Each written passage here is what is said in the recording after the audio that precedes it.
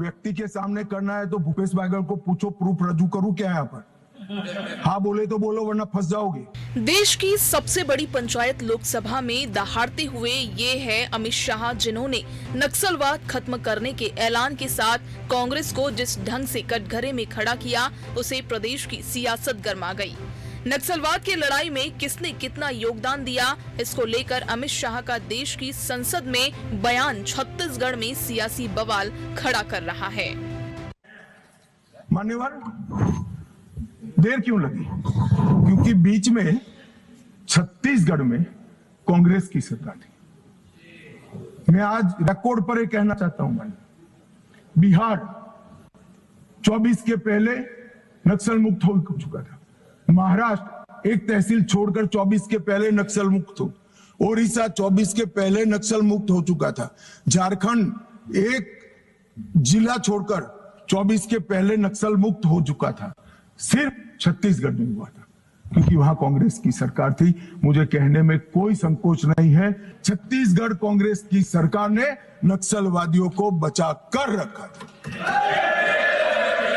इधर अमित शाह तो संसद में बोले, लेकिन उसके बाद छत्तीसगढ़ में इस बयान की आंच का असर दिखने लगा है। पूर्व मुख्यमंत्री भूपेश बघेल ने इस पर सीधे पलटवार किया है। बघेल ने अपनी सरकार पर लगे आरोपों को खारिज किया और अमित शाह पर गलत बयानबाजी का आरोप लगाकर खुली बहस की चुनौती दे डाली है। पूछना चाहता हूँ, लगातार झूठ बोल रहे हैं और झूठ बोल के वहाँ जो हमारे डीआरजी के जो जवान जो शहीद हुए, जो छत्तीसगढ़ सरकार ने नियुक्त किया था, और उन्हीं की बदौलत, उन्हीं की ताकत, उनकी शहादत से ही आज नक्सलवाद आखिरी सांसें ले रहा है। ऐसे में अमित शाह जी जो 5 साल हमारे जो जवान जो शहीद हुए, उनका वो अपमान कर रहे हैं, झूठ पे झूठ बोले जा रहे हैं। आप आंकड़े निकाल के देख लीजिए कि कितने हमारे जवान शहीद हुए, कितने मोर्चों पे लड़ाई हमने लड़ी, कितने जगह हमने नए कैंप खोले, कितने पीडीएस साहब खोले, कितने स्कूल खोले, कितने आंगनबाड़ी केंद्र खोले, कितने सड़कें बनाई, वो रिकॉर्ड में दर्ज है। अमित शाह जी, झूठ मत बोलिए, आपको शर्म आनी चाहिए, आपको छत्तीसगढ़ की जनता से माफ़ी मांगनी चाहिए, अन्यथा आप बहस के लिए तैयार हैं तो समय स्थान तय करिए, मैं निश्चित रूप से वहाँ उपस्थित होऊंगा। जब से नक्सलवाद को बढ़ाने और खत्म करने को लेकर सियासी दांव पेच चल रही है, तो बघेल के पलटवार पर बीजेपी कहां चुप रहने वाली थी। बघेल का जवाब मुख्यमंत्री विष्णुदेव साय ने दिया। उन्होंने केंद्र और राज्य की बेहतर ट्यूनिंग को नक्सलवाद खत्म करने का श्रेय दिया। वहीं बघेल पर उल्टे झूठ बोलने का आरोप लगाया। भूपेश बघेल जी ने जो कहा है बिल्कुल असत्य कहा है। अपनी कमजोरी को छिपाने के लिए उन्होंने ऐसा कहा है, जबकि दिसंबर 2023 में छत्तीसगढ़ में सरकार आने के बाद अगले ही महीने माननीय गृह मंत्री जी छत्तीसगढ़ आए और यहाँ पर जितने भी नक्सल प्रभावित प्रदेश थे उनका समीक्षा हुआ। उसमें ये पता चला कि 75% से ज़्यादा नक्सलवाद छत्तीसगढ़ में है। अगर अपने 5 साल के कार्यकाल में तत्कालीन छत्तीसगढ़ की सरकार माओवाद के साथ लड़ाई लड़ने में अपनी दृढ़ता प्रकट की होती, पूरी ठीक नियत से लड़ी होती, तो ऐसा नहीं होता। अन्य प्रदेशों में थोड़ा बहुत बचा था तो वही स्थिति यहाँ पर होती, लेकिन प्रदेश शासन का सहयोग केंद्र सरकार को बिल्कुल भी नहीं मिला। और इस बात का प्रमाण है कि छत्तीसगढ़ की सरकार नक्सलवाद के साथ इच्छा शक्ति के साथ लड़ना नहीं चाहती है। और आज अगर भूपेश बघेल इस तरह से बोलते हैं तो वो सरासर झूठ बोल रहे हैं, असत्य बोल रहे हैं। फिलहाल छत्तीसगढ़ की धरती से नक्सलवाद खत्म हो गया है, लेकिन सियासत अभी भी जारी है। नक्सलवाद को खत्म किसने किया और बढ़ाने में किसका हाथ रहा, इन बातों को लेकर राजनीति हमेशा जारी रहने वाली है। लेकिन संसद में केंद्रीय गृह मंत्री के बयान में पूरी कांग्रेस को कटघरे में खड़ा कर दिया है और बघेल आरोप घेरे में है। Bureau report, TV24।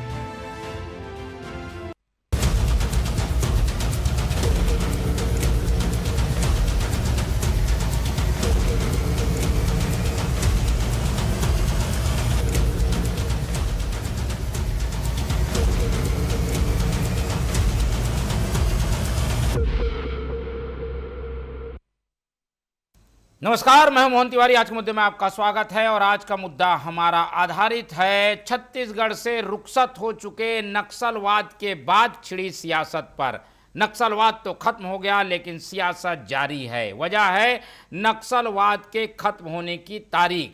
नक्सलवाद को खत्म होने में इतना साल क्यों लगा और 2026 में ही नक्सलवाद खत्म क्यों हुआ? ये कुछ ऐसे सवाल हैं जो कि उंगलियां कांग्रेस की ओर उठाते हैं। ऐसे में कांग्रेस की सरकार की भूमिका और इस सरकार की भूमिका दोनों तराजू के पलड़े में रखकर तौले जा रहे हैं और आरोप प्रत्यारोप तेजी से बढ़ रहे हैं। इसी पर आज चर्चा करेंगे और जानेंगे कि नक्सलवाद के खात्मे की श्रेय की लड़ाई कहां जा रही है और किसे इसका श्रेय देना चाहिए। चर्चा शुरू करते हैं, उससे पहले मिल लेते हैं उन मेहमानों से जो इस चर्चा में हमारे साथ रहेंगे। हम बहुत स्वागत करेंगे। हमारे साथ हमारे स्टूडियो में मौजूद हैं बीजेपी का पक्ष रखने के लिए बीजेपी की तेज तर्रार नेत्री शताब्दी पांडे जी, बहुत स्वागत है आपका।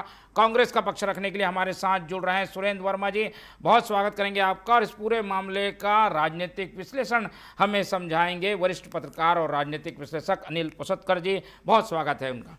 तो तीनों मेहमान हमारे साथ बने हुए हैं और कल की चर्चा भूले नहीं भुलाई जाती, क्योंकि छत्तीसगढ़ के सारे लोग टीवी की स्क्रीन पर बैठकर यही सुन रहे थे कि नक्सलवाद खत्म कैसे हुआ। और केंद्रीय गृह मंत्री का जो भाषण था उसमें पूरे सिलसिलेवार ये सारी चीज़ें आई, लेकिन एक महत्वपूर्ण बात सबको खटक गई और वो पिछले सरकार की भूमिका बताते बताते उन्होंने ये भी कह दिया कि पिछली सरकार के जो कारनामे हैं उनके प्रूफ उनके पास हैं, अगर विपक्षी सदस्य चाहें तो संसद के पटल में वो रख सकते हैं। और यही बात अब सियासी घमासान का विषय बनी हुई है, क्योंकि भूपेश बघेल ने बहस की चुनौती दे दी है। एक एक करके इस पर प्रतिक्रियाएं लेते हैं और हम शुरुआत कांग्रेस से करते हैं और उनसे समझने की कोशिश करते हैं कि जब नक्सलवाद खत्म हो गया ये कहा जा रहा है, भूपेश बघेल चुनौती दे रहे हैं कि उनकी सरकार को क्यों कटघरे में खड़ा किया जा रहा है, जबकि केंद्रीय मंत्री का कहना है कि उनके पास प्रूफ है। क्या कहेंगे वर्मा जी? मोहन तिवारी जी, नक्सलवाद का खात्मा पूरे देश के लिए गर्व का विषय है। देशवासी, छत्तीसगढ़ की जनता और खासतौर पर बस्तर के लोग इस दिन का इंतजार कर रहे हैं। इसमें कोई संदेह नहीं है कि नक्सलवाद की कमर टूट गई है, लेकिन देश का जो सदन है, लोकसभा, झूठ और लफाजी का मंच नहीं है। जिस तरह से केंद्रीय गृह मंत्री का बयान आया, यदि किसी सरकार ने नक्सलियों का समर्थन किया है तो वो तो राजद्रोह है। तो अमित शाह बताए कि उनके अंदर डर है या कायरता है। यदि प्रमाण होते तो वो सदन के भीतर रखते, उनकी नैतिक जिम्मेदारी है। संविधान का शपथ दिया है उन्होंने। तो दलील चाटुकारिता में शहादत का अपमान करना, शहीदों का अपमान करना, वहां के जो आदिवासी, मोहन जी, 1700 से ज्यादा स्थानीय आदिवासियों को मुखबिर बता के वहां के नक्सलियों ने मौत के घाट उतारा है। गृह मंत्री का ये बयान उन 1700 परिवारों के शौर्य का अपमान है जिन्होंने शहादत दी है, जिन्होंने नक्सलवाद का दंश झेला है। कांग्रेस पार्टी के एक पूरी की पूरी झीरम मामले में, झीरम नरसंहार में निपट गई थी। उसके बाद भीमा मंडावी का प्रकरण भी आपको याद होगा, 2019 से 7 साल हो गए। केंद्रीय जांच एजेंसी है एनआईए, किसको बचाने के लिए अब तक पर्देदारी कर रही है? जांच की दिशा कौन भटका रहा है? भीमा मंडावी के परिजनों को न्याय कब मिलेगा? मैं 3 पॉइंट सवाल आपसे पूछता हूं कि देश के सदन में किस तरीके से झूठ बोला जा रहा है। पिछले साल 2025 में बस्तर पंडुम हुआ था। 5 अप्रैल 2025 को देश के गृह मंत्री ने बस्तर आकर यह घोषणा किया था कि प्रत्येक गांव जो नक्सलवाद से मुक्त होगा 1-1 करोड़ रुपया दिया जाएगा अलग से। 8000 गांव है बस्तर में। वही झूठ एक बार फिर से सदन में बोला गया। वो 8000 करोड़ रुपया कब मिलेगा? समर्पण की जो पुनर्वास की योजना है वो राज्य सरकार की है। मोहन जी, 2896 समर्पण का दावा ये सरकार कर रही है। समर्पण करते ही 50,000 रुपया देने का जो है इनका दावा है। 14 करोड़ 49 लाख रुपए होते हैं। 2898 जो समर्पित नक्सली है उनको हर महीना 3 साल तक 10,000 रुपए प्रति माह, उस हिसाब से 12 महीने का होता है 34 करोड़ 77 लाख। इस तरह से एक साल में 34 करोड़ 49 करोड़ 26 लाख 60 हजार होता है। आप मुझे बता दीजिए, विद्वान पत्रकार है, राज्य के बजट में कूटी कौड़ी भी उस मत में हो तो ये केवल ठगने का काम कर रही है। जख्मों की नुमाइश करके भारतीय जनता पार्टी के लोग, मैं तो कहता हूं इस सरकार में बैठे लोग लव कुमार नायडू और पेखर बागड़ा कौन है जिनके ऊपर आरोप लगा टेरर फंडिंग वसूलने का, 91 करोड़ रुपए खाते में आए। तो ये सियासत करना बंद कर दे। नक्सलवाद का खात्मा पूरे देश के लिए, देश की आंतरिक सुरक्षा के लिए बड़ी उपलब्धि है और एक दिन का नहीं है। 2014 से 18 तक तो डबल इंजन की सरकार थी। तो क्या देश के गृह मंत्री और प्रदेश के मुख्यमंत्री ये आरोप लगाते हैं कि रमन सिंह और तत्कालीन केंद्रीय गृह मंत्री जो है वो नक्सलवाद को खात्मा नहीं देते रहे?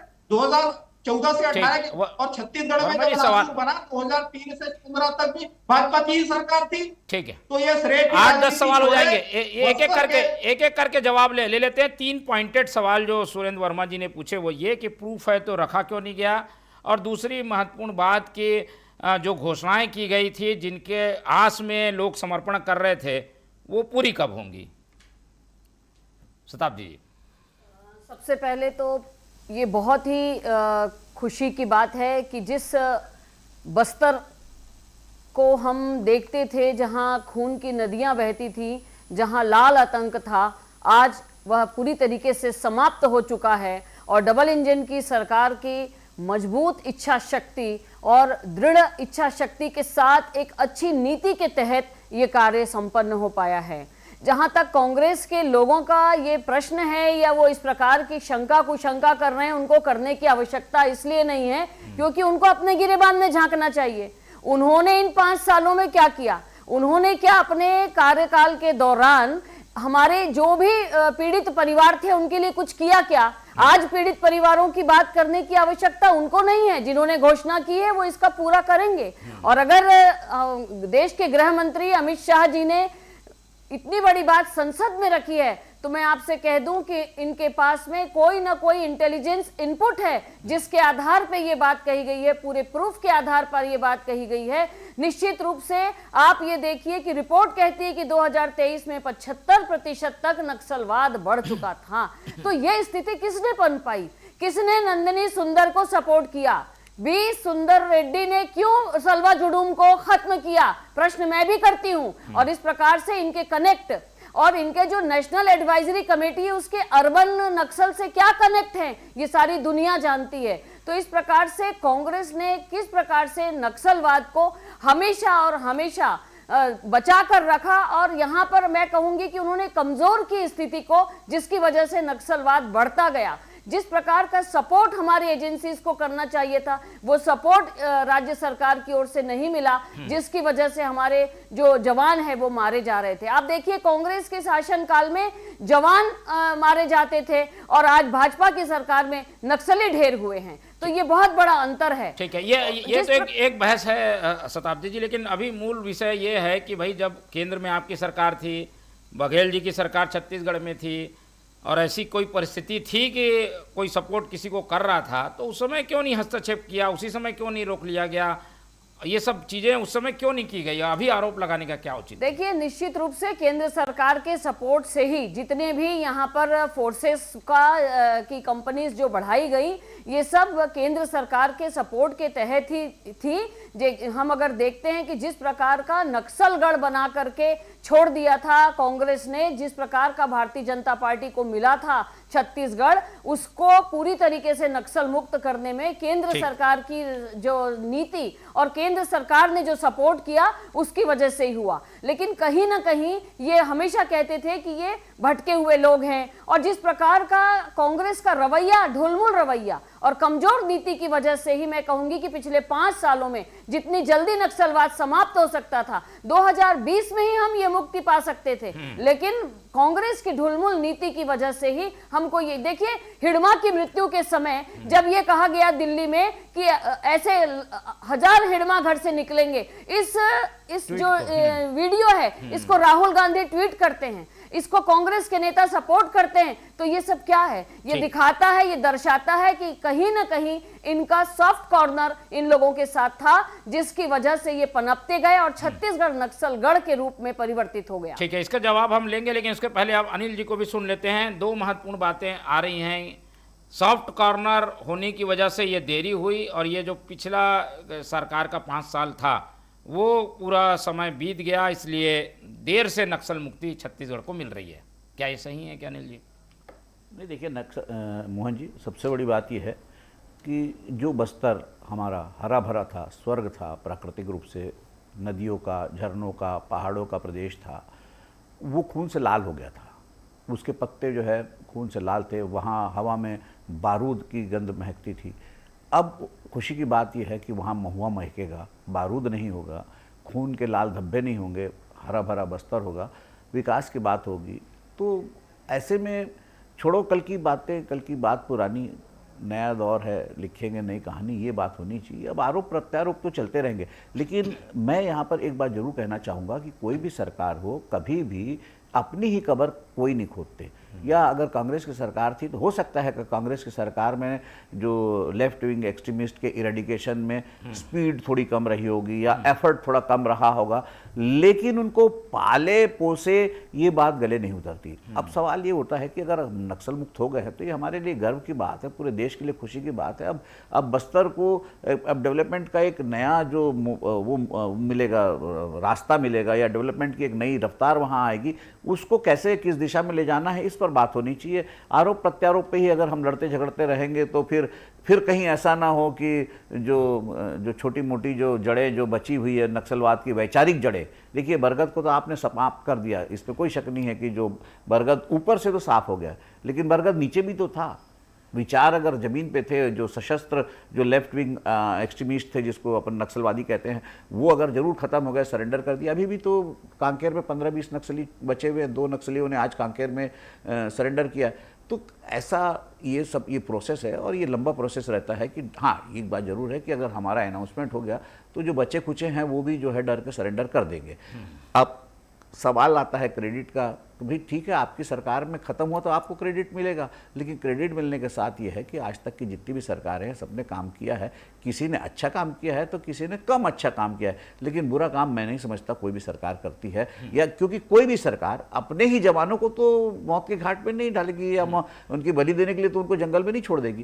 तो इसलिए ये सब बातें हैं। देखिए, और राजनीति तो हर चीज़ में होती है, हमारे देश में राजनीति जो है सबसे महत्वपूर्ण है। तो राजनीति अगर इस विषय में हो रही तो कोई नई बात नहीं है, लेकिन मेरा ये मानना है कि अब जो है सब कुछ बातें भूलकर जो है बस्तर को नई दिशा देने के लिए सबको मेहनत करना चाहिए, सबको एक साथ एकजुट होकर आगे बढ़ना चाहिए। तो पुरानी बातों को भूलने की जरूरत है, लेकिन जो आरोप लग रहे हैं कांग्रेस पर उसकी वजह है सॉफ्ट कॉर्नर। क्या कोई सॉफ्ट कॉर्नर है क्या किसी एक विषय पर या किसी एक विचारधारा को लेकर वर्मा जी? इसीलिए कांग्रेस इस समय कटघरे में है। राहुल गांधी की ट्वीट है, कई चीजें हैं जो कि एक सॉफ्ट कॉर्नर हमेशा से दिखाती रही है। अभी नहीं मोहन भाई, ये जो भाजपा का प्रोपेगेंडा है, भारतीय जनता पार्टी इसी तरह से झूठ फैलाने का काम करती है। जो लोग संविधान में भी विश्वास नहीं करते, कांग्रेस का उनसे कोई सरोकार नहीं है, हिंसा के लिए कांग्रेस संगठन में कोई जगह नहीं है। और जिस तरह से आप वरिष्ठ पत्रकार होने के नाते इस बात के गवाह हैं, 2018 से 2023 के बीच मध्य क्षेत्र यूनिफाइड कमांड की जितनी बैठकें हुई, देश के गृह मंत्री ने यहाँ आके आंकड़े रखे, एनसीआरबी का रेफरेंस देके यह दावा किया गया कि नक्सल घटनाओं में 80% कमी आई। आज भारतीय जनता पार्टी के नेता झूठ बोलते हैं कि 2023 में 75% बढ़ा। ये ऐतिहासिक सत्य है कि 2003 से लेकर 2015 तक छत्तीसगढ़ में नासूर बना। रमन सिंह जी का वो बयान ये 25 मई 2015 का है, मैं कोट कर रहा हूं मोहन भाई, कि नक्सली माटी सपूत है, बच्चों की तरह स्वागत होगा। उसके बाद एक बयान आया इनके नक्सली सलाहकार का कि आप वेतन लो और मौज करो, सलाह देने की जरूरत नहीं है। तो ये इनकी नक्सल नीति है। जिस तरह से धर्मेंद्र चोपड़ा, जगत पुजारा और पोडियम लिंगा जैसे भाजपाइयों का नक्सल कनेक्शन थे, और एनआईए की जब चार्जशीट प्रस्तुत की गई, प्रमुख आरोपी थे गणपति और तमन्ना। आज तक गणपति न तो सरेंडर किए हैं ना एनकाउंटर हुआ, उसका नाम एनआईए की चार्जशीट से गायब हो गया। तो ये रिश्ता क्या कहलाता है? मिसिर बेहरा को क्यों आज तक नहीं पकड़ा गया? तो भारतीय जनता पार्टी अपने पाप को देखिए, हमारी जो मांग है वो तो बस्तर की जनता को लेके, जो पुनर्वास को लेकर सपने दिखाए गए, पुनर्वास की नीति अभी की नहीं है, ये पुरानी नीति है, लेकिन ये सरकार उसमें बजट प्रावधान नहीं कर रही है, ठगी कर रही है। जो नक्सल 3 तरह से प्रभावित है, एक नक्सल हिंसा से पीड़ित परिवार है, महेश कुड़ियम जैसे लोग जो मध्याह्न भोजन के रसोइया थे, मार के नक्सली बता दिया गया। 1 लाख के इनामी नाबालिग बच्चे, 6 नाबालिग बच्चे बीजापुर के रामडी ओयाम सहित गोली मार दी गई, उनको तक मुआवजा आज तक नहीं मिला। जो 4000 से ज्यादा निर्दोष आदिवासी, ये कांग्रेस का आरोप नहीं है, सर्व आदिवासी समाज ने प्रदेश के गृह मंत्री के मंच पे कहा कि जो 4000 लोग जो सरकार से सवाल पूछ रहे थे उनको नक्सली बता के जेल में भेज दिया गया है। 2 साल से उनके खिलाफ न चार्जशीट प्रस्तुत किया जा रहा है, न उनको रिहाई हो रही है। जब दुर्दांत नक्सलियों की रिहाई हो गई, उनका पुनर्वास हो गया, तो जल जंगल जमीन की लूट के खिलाफ आवाज उठाने वाले निर्दोष आदिवासियों की रिहाई कब होगी? ले लेते सवाल का जवाब भारतीय जनता पार्टी ये झूठ और ठगी छोड़े। बिल्कुल, कुछ सवाल तो जरूर हैं जो जायज रूप से सामने आते हैं, लेकिन बार बार ये बात उठ रही है शताब्दी जी कि ऐसे समय में ये हमको जश्न मनाना चाहिए, आगे की प्लानिंग करनी चाहिए, इसकी जगह हम एक दूसरे को बता रहे हैं कि कौन नक्सलवाद को बढ़ाने वाला था, या पुरानी बात को क्यों बीजेपी आगे करना चाहती है? बीजेपी श्रेय ले इसका, भाई इस सरकार में ये सारी चीजें हो रही हैं। देखिए, जनता के सामने सारी बातें स्पष्ट रूप से आनी चाहिए। जनता को ये मालूम होना चाहिए कि ये दंश छत्तीसगढ़ ने इतने साल तक क्यों झेला, क्यों और देरी हुई, और किसके ढीले रवैये की वजह से इतने निरीह आदिवासी मारे गए। इसलिए ये बात संसद में हमारे केंद्रीय गृह मंत्री जी ने रखी है, और उन्होंने रखी है तो पूरे आधार के साथ, पूरे प्रूफ के साथ रखी है। निश्चित रूप से यदि सलवा जुडूम को बंद नहीं किया जाता तो भोले भाले आदिवासी मारे नहीं जाते। वे स्वयं आ गए थे, उन्होंने जन क्रांति आरंभ कर दी थी। जो नंदिनी सुंदर गई थी रिहेबिलिटेशन सेंटर्स को बंद करवाने के लिए, पीआईएल की थी जिसने, उसको क्यों स्वीकार किया गया और उसको क्यों सपोर्ट किया गया? किसने सपोर्ट किया? कांग्रेस ने सपोर्ट किया। कांग्रेस की सरकार आते ही उसका केस किसने बंद किया? कांग्रेस ने बंद किया। तो ये सारी बातें कहीं ना कहीं कोरिलेट करती हैं। कहीं ना कहीं जनता के सामने ये आना चाहिए कि किस प्रकार से डिले किया गया, किस प्रकार से ढीला रवैया रहा। अगर मुस्तैदी से इसमें काम किया जाता तो बहुत पहले ही हमारा बस्तर इससे मुक्त हो जाता। और इस प्रकार की बातें कि आप ये देखिए कि हिडमा की मृत्यु के समय जिस प्रकार से इनके कनेक्ट सामने आते हैं, इनके नेशनल एडवाइजरी कमेटी के किस प्रकार से अर्बन कनेक्ट सामने आते हैं, वामपंथी विचारधारा होने की वजह से आप ये देखिए कितने प्लेटफॉर्म पर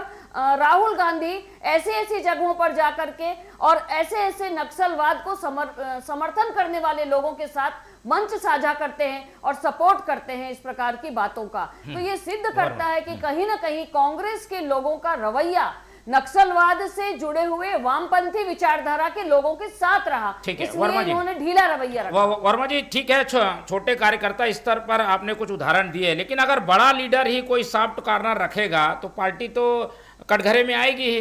राहुल गांधी या अन्य लोगों के बड़े नाम आए आपके यहाँ से, आपने जो नाम बताए वो कार्यकर्ता स्तर के हैं बीजेपी में। भारतीय जनता पार्टी का झूठ है। असलियत यह है कि गिरमा का कद बढ़ाने का काम भारतीय जनता पार्टी की सरकार ने किया। बसवा राजू की मौत तो छत्तीसगढ़ में हुई थी ना, 2 हाईकोर्ट के निर्देश थे कि उसका 100 परिजनों को देना है, लेकिन इस सरकार ने पेट्रोल डाल के आग लगा दिया। जब हिडमा की मौत दूसरे राज्य में हुई तो उसकी डेड बॉडी लाके पूरा इवेंट आयोजित करने का काम इस सरकार ने किया। हजारों की संख्या में सोशल मीडिया में पोस्ट है।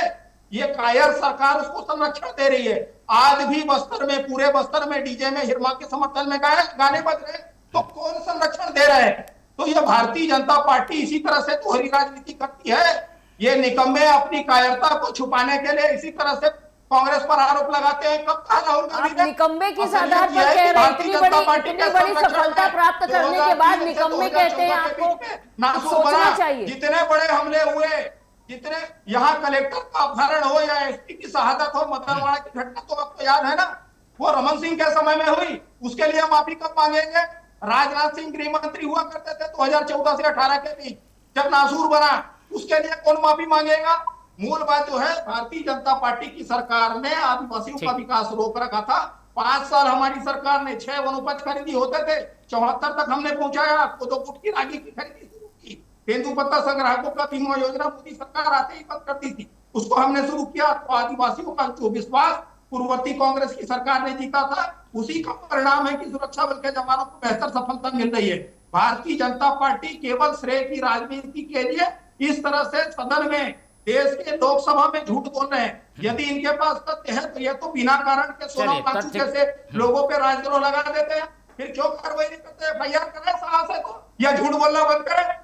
चलिए, ये चीज़ें अभी तो प्रूफ होने से रही, लेकिन अनिल जी से समझने की कोशिश करते हैं। इस राजनीति से इतर अगर हम नक्सलवाद को खत्म होने के बाद अब आगे देखें तो क्या ये सियासत भी जारी रहेगी और जो मूल काम है उस पर फोकस कम हो जाएगा क्या?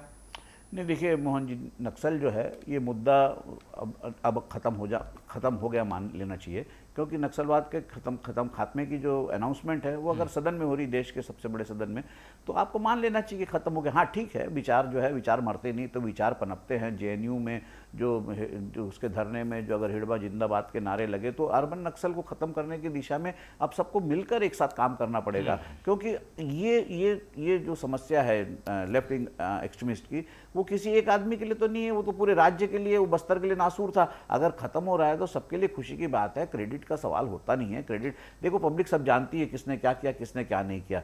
अगर ख़त्म आज हो रहा है तो आज ही हुआ माना जाएगा। इसके लिए ये तो नहीं कहा जाएगा कि भाई मैंने नीचे नींव के पत्थर मैं थे, महल ऊपर कुछ हुआ। जो दिख रहा है वो दिख रहा है। और सबसे बड़ी बात यह है कि इस सरकार में जो है, विष्णुदेव साय सरकार में साफ साफ जो इनकी जो नीति जो अनाउंस हुई थी कि आपको या तो न्यूट्रलाइज होना है या आपको सरेंडर करना है। इसमें ई फॉरवर्ड कुछ नहीं था, या तो गोली खाओ या हथियार डालो। तो दो ये इतनी साफ नीति थी, जिसके बाद जो रेगुलर जो न्यूट्रलाइजेशन के जो ऑपरेशन हुए, एंटी नक्सल ऑपरेशंस हुए जो सफल हुए, जिसमें कभी हमारे जवान जो है दर्जनों की संख्या में शहीद होते थे, इस बार जो है उल्टी गंगा बही, दर्जनों की संख्या में नक्सली शहीद हो रहे थे। तो अब इस मामले में हमको ये सोचना पड़ेगा कि अब नक्सल जो अगर हम वहाँ से ख़त्म करने में सफल हुए, सशस्त्र नक्सल आंदोलन, तो सशस्त्र नक्सल आंदोलन के साथ साथ वैचारिक नक्सल आंदोलन को भी खत्म करने की जरूरत है। उसके लिए सबको एकजुट होकर काम करना पड़ेगा। हमारा प्रदेश है, हमारा अपना बस्तर है, हमारे अपने आदिवासी है, वहाँ पर जल जंगल जमीन के संरक्षण की भी बात होनी चाहिए, साथ ही साथ बस्तर के विकास की बात होना चाहिए, औद्योगिकरण की भी बात होना चाहिए। देखिए वहां तो एक तो मुद्दा नक्सलवाद के बाद जाने के बाद नस्लवाद का मुद्दा तो तैयार हो ही गया है ना। आप वहां पे आज जो है धर्मांतरण का मामला सबसे बड़ा हो गया है। फिर जिस तरह से जो औद्योगिक अनरेस्ट हो रहा है, वो कहीं ना कहीं से ऐसा लगता है कि ये इनके जो अर्बन नक्सल है वो जो है वो प्रोपोगेट कर रहे हैं, अभी भी अफवाहें फैला रहे हैं, अभी भी जो है वहां पर औद्योगिकरण के आड़ में जो है बस्तर के जल जंगल खत्म होने का डर दिखाया जा रहा है। अब फिर से वही परिस्थितियां पैदा करने की कोशिश की जा रही है, जिससे लड़ना बहुत जरूरी है। बिल्कुल, और ये विषय काफ़ी बड़ा भी है, सियासत इसे और हवा दे रही है, लेकिन हमें इन सब से अलग हटकर मूल विषय पर ध्यान केंद्रित रखना है कि नक्सलवाद खत्म हो गया है, फिर से ना पनपे, और आगे जो विकास की राह है उसे तेज करने की ज़रूरत है। इसमें दोनों ही पार्टियों को अपनी भूमिका निभानी होगी। चर्चा के लिए समय आज इतना ही है, इसलिए चर्चा को यहीं खत्म करेंगे। इस चर्चा में हमारे साथ शताब्दी पांडे जी जुड़े, उनका धन्यवाद। अनिल पुसतकर जी ने समय दिया, उनका धन्यवाद। सुरेंद्र वर्मा जी हमारे साथ बने रहे, उनका बहुत बहुत धन्यवाद। तो तीनों मेहमानों को धन्यवाद कहते हुए आज की चर्चा यहीं खत्म करते हैं, और आप लोग से रखते हैं उम्मीद कि आप लोग देखते रहेंगे TV24। रखें अपना बहुत ख्याल। नमस्कार।